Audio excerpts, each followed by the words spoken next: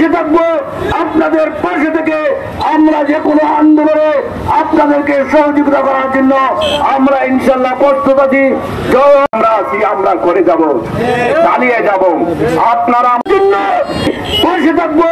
আপনাদের পাশে থেকে আমরা যে কোনো আন্দোলনে আপনাদেরকে সহযোগিতা করার জন্য আমরা ইনশাল্লাহ প্রস্তুত আছি। জয় হোক এদেশের মানুষের, কেটে খাওয়া মানুষের তাদের ন্যায্য অধিকার জয় হোক। বাহুবলবাসী শ্রমিক মজলিসকে সহযোগিতা করার জন্য আমরা আপনাদেরকে উদাত্ত আহ্বান জানাচ্ছি।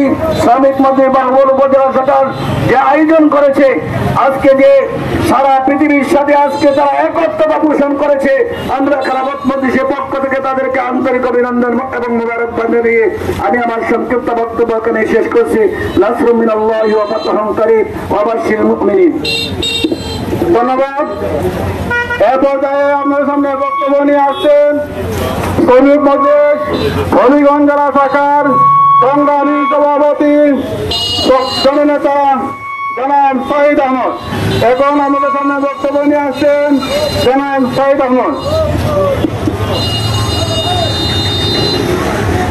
শ্রমিক মজলিস বাহুবল উপজেলা শাখার আজকে মহান শ্রমিক দিবসের র্যালির পর আজকের সমাবেশের সম্মানিত সভাপতি উপস্থিত খেলাফত মজলিসের নেতৃবৃন্দ, শ্রমিক মজলিসের প্রাণপ্রিয় কর্মী ভাইরা, আজকে শ্রমিক দিবসের পথসভায় আমি বলতে চাই, এই 1886 সালে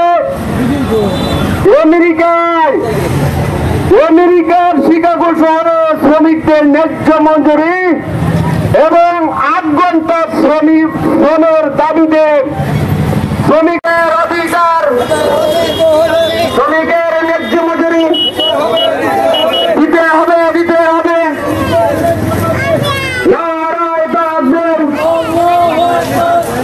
শ্রমিক মজলিস, শ্রমিক মজলিস, সম্মানিত শ্রমিক ভাইরা, এখানে আমাদের আলোচনা সভা হবে। সকল সিএনজি ভাইদেরকে দৃষ্টি আকর্ষণ করবো যে আপনারা সিএনজিটা যদি একটু সাইড করে দিতেন একটু ভালো হতো।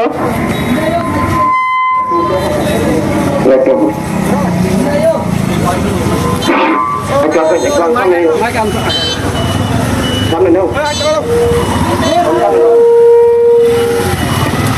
একটু সময় বন্ধ রাখি দাও।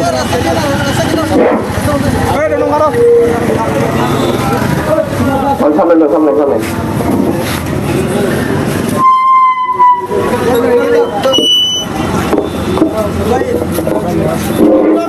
বেড়া দেখা যায় না, বেড়া দেখা যায় না, সামনে নেও, সামনে নেও।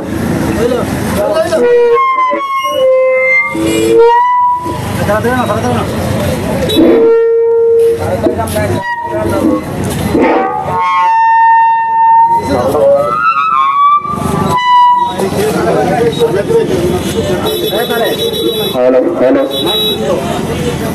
সম্মানিত